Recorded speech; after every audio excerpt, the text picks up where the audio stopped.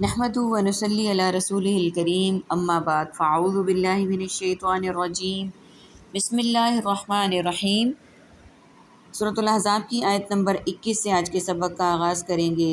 رب اشرح لی صدری ویسر لی امری واحلل عقدۃ من لسانی یفقہوا قولی رب زدنی علما رب زدنی علما رب زدنی علما اللہم فقہنا فی الدین اللہم فقہنا فی الدین اللہم فقہنا فی الدین۔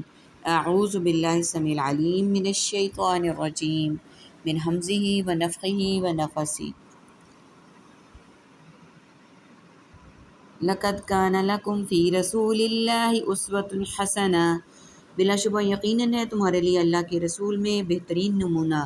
لمن کان یرجو اللہ، اس کے لیے جو امید رکھتا ہے اللہ سے ملاقات کی، والیوم الآخر اور آخرت کے دن کی، وذکر اللہ کثیرا اور اللہ کا ذکر کرے کثرت سے۔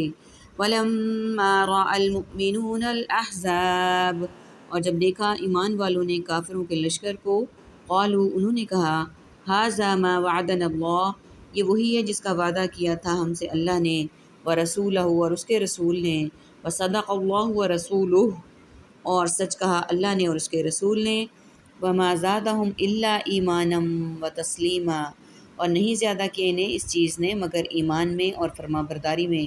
من المؤمنین رجال، مردوں میں سے کچھ ایسے ہیں۔ سب سے پہلے آیت نمبر 21 کو دیکھتے ہیں۔ بلا شبہ یقیناً تمہارے لیے رسول اللہ صلی اللہ علیہ وآلہ وسلم میں بہترین نمونہ ہے، اس کے لیے جو اللہ سے ملاقات اور یوم آخرت کی امید رکھتا ہو اور اللہ کا ذکر کرے کثرت سے۔ اس کی تفسیر دیکھ لیتے ہیں۔ یعنی اے مسلمانوں، تم سب کے لیے رسول اللہ صلی اللہ علیہ وآلہ وسلم کی ذات کے اندر بہترین نمونہ ہے، بس تم جہاد میں اور صبر و ثبات میں اسی کی پیروی کرو۔ ہمارا یہ پیغمبر جہاد میں بھوکا رہا، حتیٰ کہ اسے پیٹ پر پتھر باندھنے پڑے، اس کا چہرہ زخمی ہو گیا، اس کا دانت ٹوٹ گیا، خندق اپنے ہاتھوں سے کھودی اور تقریباً 1 مہینہ دشمن کے سامنے سینہ سپر رہا۔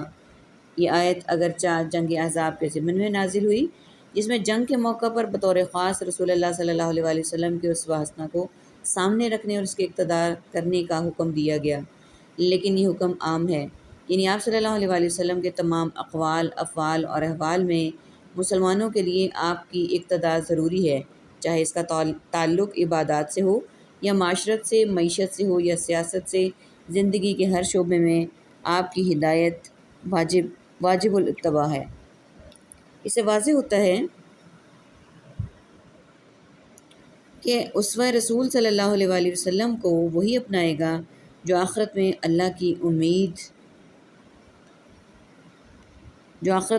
امید کو، آخرت اللہ سے ملاقات کی پر یقین رکھتا ہو اور کثرت سے اللہ کا ذکر کرتا ہے۔ آج لوگ ان دونوں وصفوں سے محروم ہیں، اس لیے اسوہ رسول صلی اللہ علیہ وآلہ وسلم کی کوئی بھی اہمیت ان کے دلوں میں نہیں ہے۔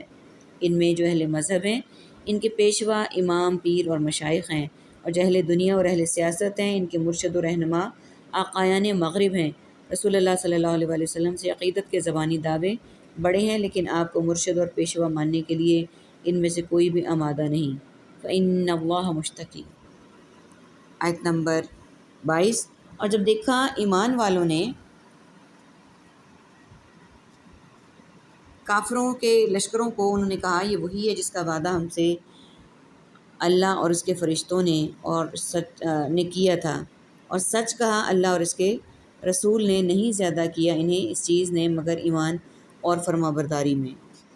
یعنی منافقین نے تو دشمن کی کثرت تعداد اور حالات کی سنگینی دیکھ کر کہا تھا کہ اللہ رسول کے وعدے فریب ہیں، اور اس کے برعکس اہل ایمان نے کہا کہ اللہ اور اس کا رسول نے جو وعدہ کیا ہے ابتلاء و امتحان سے گزارنے کے بعد تمہیں فتح و نصرت سے ہمکنار کیا جائے گا، وہ سچا ہے۔ یعنی حالات کی شدت اور ہولناکی نے ان کے ایمان کو متزلزل نہیں کیا، بلکہ ان کے ایمان میں جذبہ اطاعت اور احتیاط اور تسلیم رضا میں مزید اضافہ کر دیا۔ اس میں اس بات کی دلیل ہے کہ لوگ اور ان کے مختلف احوال کے اعتبار سے ایمان اور اس کی قوت میں کمی بیشی ہوتی ہے، جیسا کہ محدثین کا مسلک ہے۔ آیت نمبر 23۔ مومن میں سے کچھ مرد ایسے ہیں، صدقوا ما عہد اللہ علیہ، جو سب سچے اترے اور جو ان سب نے عہد کیا اللہ سے اس بات پر، فمنہم من قضی نحبہ، پھر اس میں سے کوئی دو ہیں جو پوری کر چکے اپنی نظر، ومنہم من ينتظر، اور ان میں سے کوئی وہ ہے جو انتظار کر رہا ہے، وما بدلوا تبدیلا، اور نہیں بدلا ان سب نے اپنا قرار ذرا بھی تبدیل کرنا، یجزی اللہ الصادقین بصدقہم ویعذب المنافقین، تاکہ وہ بدلہ دے اللہ سب سچوں کو ان کی سچائی کا، اور عذاب دے منافقین کو، انشاء اگر چاہے، او یتوب علیہم، یا رجوع کرے ان پر، یعنی ان کی توبہ قبول کرے، ان اللہ کان غفورا رحیما، بے شک اللہ ہے بہت بخشنے والا نہایت رحم والا، ورد اللہ الذین کفروا بغیظہم، اور لوٹا دیا اللہ نے ان لوگوں کو جن سب نے کفر کیا ان کے غصے سمیت، لم ینالوا خیرا، نہیں ان سب نے حاصل کی کوئی بھلائی۔ جو سچے تھے اس بات پر جو انہوں نے اللہ سے عہد کیا، پھر ان میں سے کوئی وہ ہے جو پوری کر چکا اپنی نظر، اور ان میں سے کوئی وہ ہے جو انتظار کر رہا ہے، نہیں بدلا انہوں نے اپنا ذرا بھی تبدیل کرنا، یعنی اپنی بات کو بدلا نہیں۔ یہ آیات ان بعض صحابہ کے بارے میں نازل ہوئی ہیں جنہوں نے اس موقع پر جانثاری کے عجیب و غریب جوہر دکھائے تھے، اور انہیں بھی وہ صحابہ انہی میں وہ صحابہ بھی شامل ہیں جو جنگ بدر میں شریک نہ ہو سکے، لیکن انہوں نے یہ عہد کر رکھا تھا کہ آئندہ کوئی مارکہ پیش آیا تو جہاد میں بھرپور حصہ لیں گے، جیسے نضر بن انس رضی اللہ عنہ وغیرہ، جو بالآخر لڑتے ہوئے جنگ احد میں شہید ہوئے۔ ان کے جسم پر تلوار، نیزے اور تیروں کے 80 سے اوپر زخم تھے۔ شہادت کے بعد ان کی ہمشیرہ نے انہیں ان کی انگلی کے پورے سے پہچانا تھا۔ صحیح بخاری کی حدیث آپ کے سامنے پیش کی گئی۔ نہبہ کے معنی عہد، نظر اور موت کے کیے گئے ہیں۔ مطلب ہے ان صادقین میں سے کچھ تو ایسے ہیں جنہوں نے اپنا عہد یا نظر پوری کرتے ہوئے جام شہادت نوش کر لیا، اور دوسرے وہ ہیں جو ابھی تک عروس شہادت سے ہمکنار نہیں ہوئے، تاہم ان کے شوق میں شریک جہاد ہوتے ہیں اور شہادت کی سعادت کے آرزو مند ہیں۔ اپنی اس نظر یا عہد میں انہوں نے تبدیلی نہیں کی۔ آیت نمبر 24، تاکہ بدلہ دے اللہ سچوں کو ان کی سچائی کا، اور وہ عذاب دے منافقوں کو اگر وہ چاہے، یا وہ رجوع کرے ان پر، یعنی وہ ان کی توبہ قبول کرے، بے شک اللہ بہت بخشنے والا نہایت رحم کرنے والا ہے۔ یعنی ایک دعا کی گئی کہ اللہ انہیں قبول اسلام کی توفیق دے۔ آیت نمبر 25، اور لوٹا دیا اللہ نے ان لوگوں کو جنہوں نے کفر کیا ان کے غصے سمیت، انہوں نے حاصل نہیں کی کوئی بھلائی۔ وَكَفَى اللَّهُ الْمُؤْمِنِينَ الْقِتَالَ، اور کافی ہو گیا اللہ مومنوں کو لڑائی سے، وَكَانَ اللَّهُ قَوِيًّا عَزِيزًا، اور ہے اللہ بہت طاقتور، بہت غالب۔ یعنی مشرک جو مختلف جہات سے جمع ہو کر آتے تھے تاکہ مسلمانوں کا نشان مٹا دیں، اللہ نے اپنے غیظ و غضب سمیت واپس لوٹا دیا۔ نہ دنیا کا مال و متاع ان کے ہاتھ لگا، نہ آخرت میں وہ اجر و ثواب کے مستحق ہوں گے، کسی بھی قسم کی خیر انہیں حاصل نہیں ہوئی۔ یعنی مسلمانوں کو ان کے لڑنے کی ضرورت ہی پیش نہیں آئی، بلکہ اللہ تعالیٰ نے ہوا اور فرشتوں کے ذریعے سے اپنے مومن بندوں کی مدد کا سامان پہنچایا۔ اس لیے نبی صلی اللہ علیہ وآلہ وسلم نے فرمایا، لا الہ الا اللہ وحدہ لا شریک لہ، لہ الملک و لہ الحمد وہو علی کل شیء قدیر، آئبون تائبون عابدون ساجدون لربنا الحامدون، صدق اللہ وعدہ ونصر عبدہ وہزم احزاب وحدہ۔ ایک اللہ کے سوا کوئی معبود نہیں، اس کا کوئی شریک نہیں، اسی کے لیے بادشاہی اور تعریفیں ہیں۔ ہم لوٹنے والے ہیں، رجوع کرنے والے، عبادت کرنے والے، سجدہ کرنے والے، اپنے رب کی حمد کرنے والے ہیں۔ اللہ نے اپنا وعدہ سچا کر دکھایا اور اپنے بندے کی مدد کی، اور تمام لشکروں کو اس اکیلے نے ہی شکست دے دی۔ نبی صلی اللہ علیہ وآلہ وسلم جہاد سے، سفر سے یا حج و عمرہ سے واپسی پر یہ دعا پڑھتے تھے، اور ہر بلندی پر چڑھتے ہوئے 3 مرتبہ اللہ اکبر کہتے تھے۔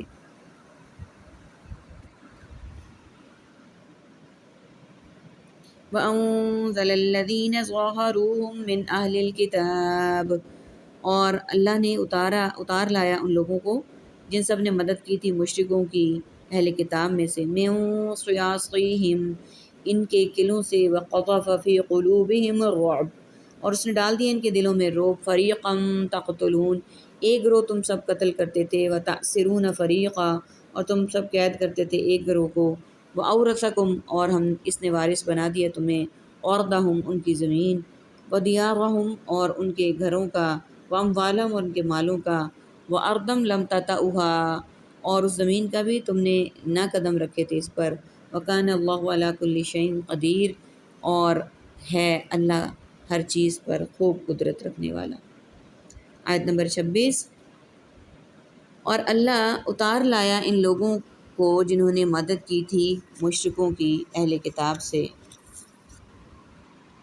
ان کے قلعوں سے، اور اس نے ڈال دیا ان کے دلوں میں تمہارا روب، ایک گروہ کو تم قتل کرتے تھے اور تم قید کرتے تھے ایک گروہ کو۔ آیت نمبر 27،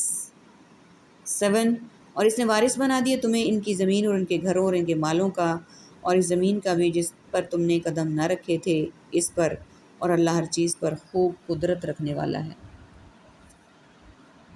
اس نے بنو قریظہ کا ذکر ہے، جیسا کہ پہلے گزرا کہ اس قبیلے نے عہد پورا کر کے جنگ احزاب میں مشرکوں اور یہودیوں کا ساتھ دیا تھا، عہد پورا نہ کر کے، نقض عہد ہے، انہوں نے عہد کو پورا نہ کر کے جنگ احزاب میں مشرکوں اور دوسرے یہودیوں کا ساتھ دیا تھا۔